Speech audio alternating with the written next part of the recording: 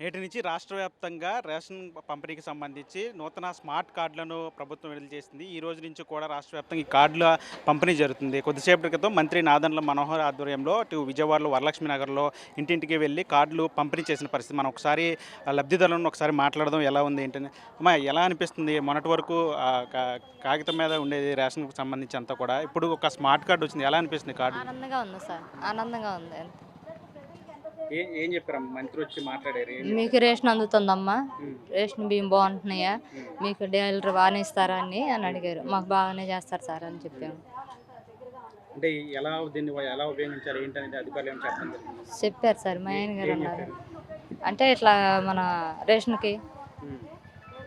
మహిళలకి అమ్మాయి అని చెప్పారు. ఓకే. వీడియోతో మనకు మీరు ఎంతమంది మాట్లాడుతాం. అమ్మా? మీ ఇంట్లో ఎంతమంది? పాప బాబు హ్మ్. మా ఆయన గారు నలుగురు ఉంటాం. ఏమేమి వస్తాయి రేషన్ ప్రతి నెల? బియ్యం ఉంది సార్. బియ్యం బియ్యం రేషన్. ఒకటేనా? అంటే అంతకుముందు మామూలుగా ఆయిల్ అవి అంటే ఇచ్చేళ్ళు. ఇప్పుడు మాత్రం బియ్యమే తీసుకుంటున్నాం. బియ్యం తింటాం పంచదార మేము. కూడా ఇస్తామని చెప్తున్నారు ఈ నెల నుంచి. పంచదార ఇస్తారు సార్. అవును సార్. సారీ పంచదార కనుక రేషన్ బియ్యం పంచదార.